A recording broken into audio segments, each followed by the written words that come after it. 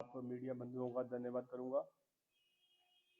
भाजपा की तरफ से पूरे प्रदेश में हर जिला स्तर पर बजट पर चर्चा हो रही है। उसी के चलते हुए आज जिला रियासी हेडक्वार्टर में हमारे बीच में प्रदेश के सीनियर लीडर, प्रदेश के प्रवक्ता आदरणीय विक्रम मल्होत्रा जी आए हुए हैं। तो इन्होंने आज पहले हमारी बैठक ली और उसके बाद आपके साथ कॉन्फ्रेंस के माध्यम से जो बजट पर चर्चा है, जो बजट के बिंदु हैं, उस पर अपनी बात रखेंगे और मैं आग्रह करूंगा कि विक्रम जी अपनी बात रखें। धन्यवाद रोहित जी।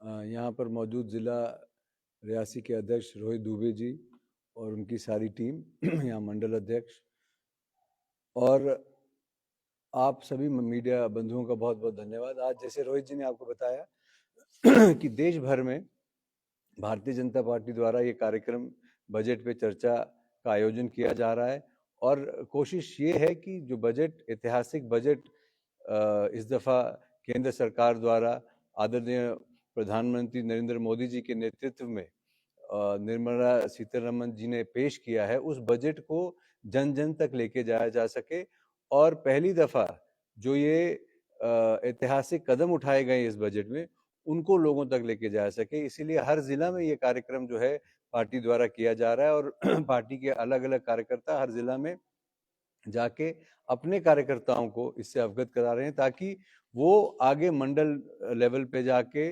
बूथ लेवल पे जाके इस बजट की चर्चा करें लोगों के साथ और जो इसकी प्रमुख बिंदु हैं उन पे चर्चा की जाए।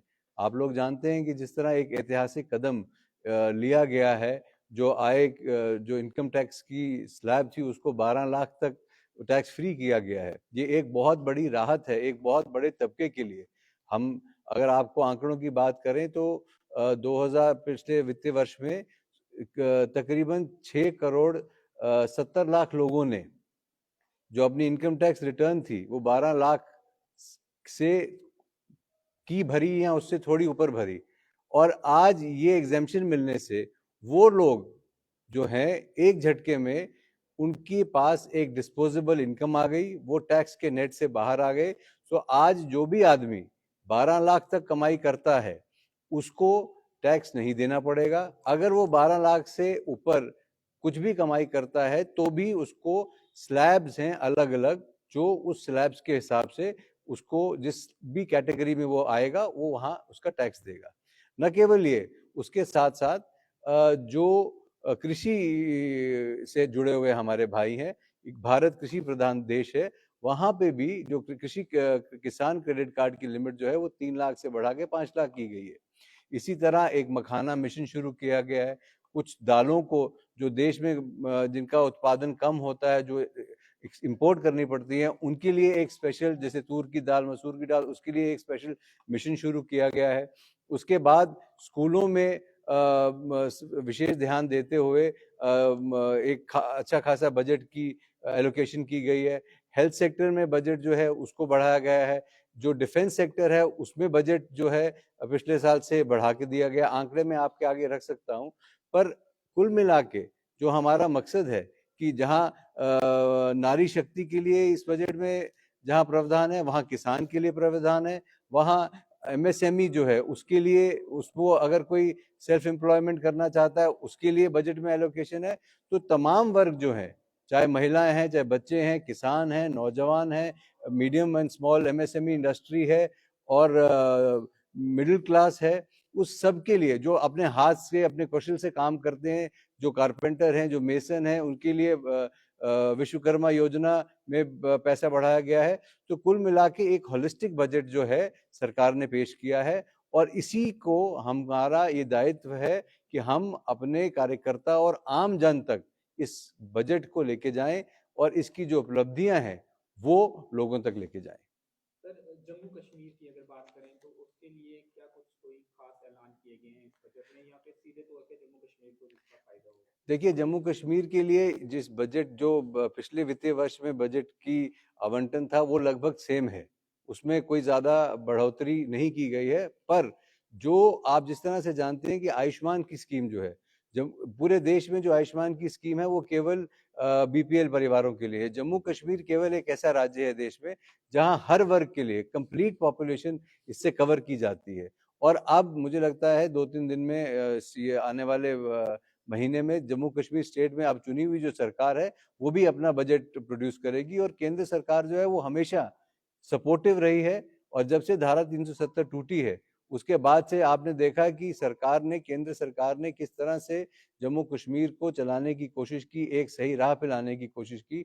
आज जब एक चुनी हुई सरकार है वो जब अपना बजट लेके आएगी तो मुझे लगता है केंद्र सरकार कोई भी कदम पीछे नहीं उठाएगी। और जहां तक जम्मू कश्मीर की सहायता का सवाल है तो केंद्र सरकार ने, प्रधानमंत्री जी ने हमेशा कहा है वो शाना बशाना स्टेट की, जो राज्य की सरकार के साथ चल के जम्मू कश्मीर को एक नई ऊंचाई पे ले जाने के लिए वो तत्पर है। कुछ दिन पहले कांग्रेस का एक कार्यक्रम वर्कर्स के साथ बैठक जो है वो हुई है और स्टेटहुड की मांग उन्होंने उठाई है। जम्मू कश्मीर के उनके प्रधान करा जी भी आए थे, लाल सिंह जी आए थे, रमन बल्ला जी आए थे और अन्य बड़े नेता यहाँ पे पहुंचे थे। उनका ये कहना था, वो भाजपा से सवाल कर रहे थे कि वो अनुकूल समय कब आएगा जिसका वादा भाजपा ने किया है स्टेटहुड देने। देखिए, कांग्रेस पार्टी का आपने इन चुनावों में हश्र देखा। लोगों ने, चाहे वो कश्मीर के लोग हों चाहे वो जम्मू के लोग हों, उन्होंने कांग्रेस पार्टी को कंप्लीट तौर पर नकार दिया। आज कांग्रेस पार्टी अपने आप एक टूटी हुई, बिखरी हुई स्थिति में है। और वो एक ही सवाल बार बार, जिसके लिए हमारे प्रधानमंत्री जी ने floor of the house, home minister ने पार्लियामेंट के अंदर अश्योर किया कि जम्मू कश्मीर को स्टेटहुड रिस्टोर किया जाएगा। और उपयुक्त समय की जहां तक बात है, यहाँ पे बहुत सारे चैलेंजेस हैं। अभी आपने 3 दिन पहले भी देखा कि सीज फायर वॉल्यूशन हुई पाकिस्तान के द्वारा। फिर हमारे 2 फौजी जो हैं वो माइंस जो बिछाई हुई थी दुश्मन ने, उस पर कदम रखने से उनकी शहादत हुई। नौजवान थे, 2 महीने में उनकी शादी होने वाली थी। नौजवान, खून बह रहा है, यहाँ पाकिस्तान की तरफ से सीज फायर वॉल्यूशन हो रही है।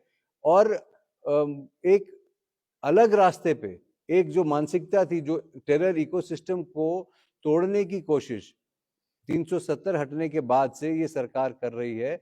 और बहुत ज्यादा कामयाबी भी मिली है। जिस तरह से आप कश्मीर में हालात में आज बदलाव देख रहे हैं, तो मुझे लगता है कि केंद्र सरकार जिनके पास सिक्योरिटी की जिम्मेवारी है, वो अनुकूल समय वो तय करेगी। उसमें खाली प्रधानमंत्री जी नहीं, बल्कि यूनिफाइड कमांड है, आर्मी है, लोकल पुलिस है, उनकी इनपुट लेके जब अनुकूल समय मुझे लगता होगा। और जब प्रधानमंत्री किसी बात का वादा करते हैं तो वो उस पर सही उतरते हैं। उन्होंने 370 हटाने का वादा इस देश के साथ किया था, वो हटा के दिखाया।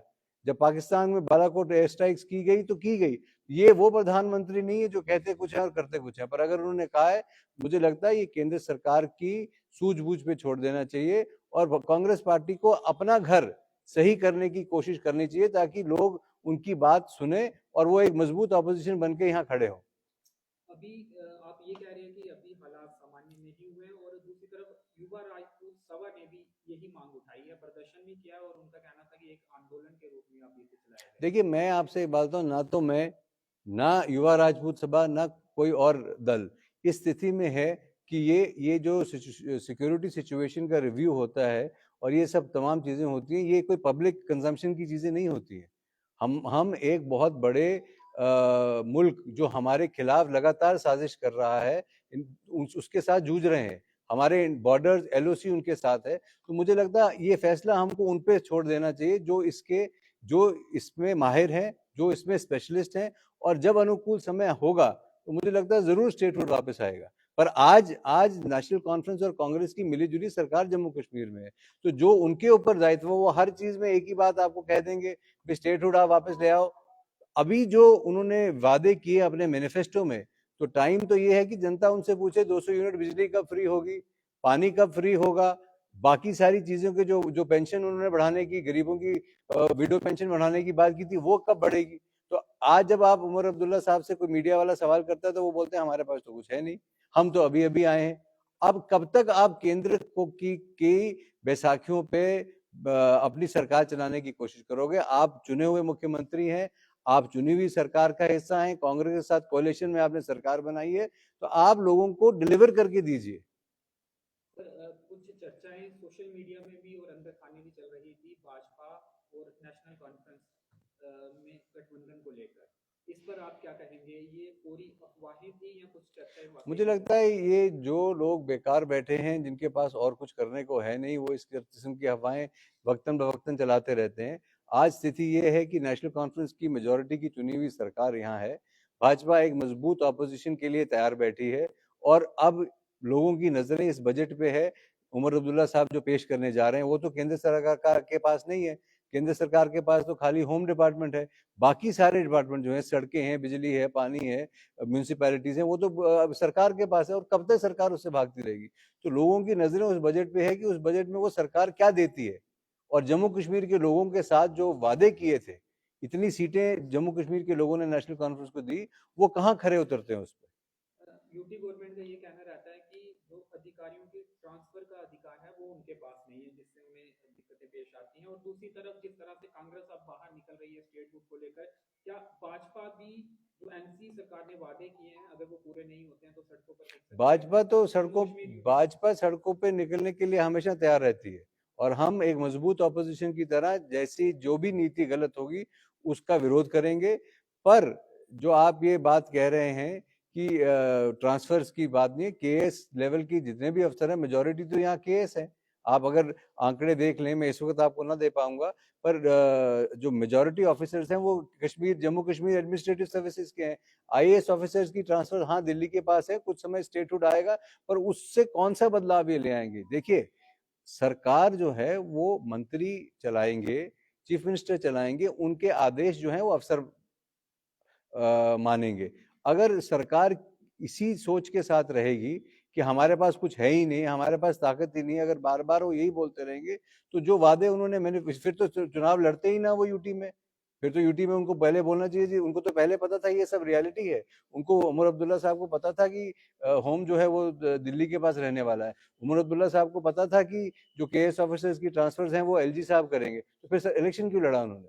जब इलेक्शन लड़ा, वोट लिया, आज जब डिलीवर करने की बात आई तो उसपे ये इस तरह के चीप बहाने अगर ये सरकार बनाने की कोशिश करेगी, तो मुझे लगता है आम जनता इस सरकार को उखाड़ फेंकेगी। सर, जो बजट में सबसे बड़ा फैसला था 12 लाख का या 1275 का जो इनकम टैक्स माफ करने का, जम्मू कश्मीर में ऐसे कितने लोग होंगे, कितने हजार लोग होंगे जिनको इसका डायरेक्ट फायदा मिलने वाला है? कोई आंकड़ा अभी? देखिए, मैंने आपको एक नेशनल आंकड़ा बताया, उसमें जम्मू कश्मीर भी शामिल है। उस आंकड़े के मुताबिक 7.5 करोड़ लोगों ने 2023-24 में इनकम टैक्स फाइल किया था, जिसमें से 6.5 करोड़ लोग ऐसे थे जिनकी 12 लाख या उससे थोड़ी आमदन ज्यादा थी। तो आप खुद सोचिए कि 87% पॉपुलेशन जो है इस देश की, जिन्होंने इनकम टैक्स रिटर्न फाइल की, उनको तो सीधा सीधा फायदा हो गया। तो केवल 10% उस टैक्स ब्रैकेट में रह गए जो 12 लाख से ऊपर थे। तो एक बहुत बड़ा फायदा मध्यम वर्ग को। आपने रेंट में एग्जेम्पशन देखी कि जो सीनियर सिटीजन है, अगर वो 50,000 से कम रेंट ले रहे हैं, उनको किराया आता है, तो उनको टीडीएस नहीं कटेगा। तो ये तमाम जो कोशिशें एक लोअर मिडिल क्लास को ताकत देने के लिए और डिस्पोजेबल इनकम जो है वो बढ़ाने के लिए इस केंद्र सरकार ने किया है, उसका फायदा लोगों तक पहुंचा है, और उसका नतीजा जो है वो आप आने वाले चुनाव में भी देखेंगे, दिल्ली चुनाव में भी देखने को मिला। सर, एक डेवलपमेंट को लेकर सवाल है। 2 केंद्रीय विद्यालय जिला रियासी में घोषित हुए हैं कि यहाँ पे बनेंगे। लोगों की ये मांग है कि इसी सेशन में उनकी क्लासेस जो हैं किसी और अन्य बिल्डिंग में, जब तक बिल्डिंग नहीं बनती है, शुरू की जाए।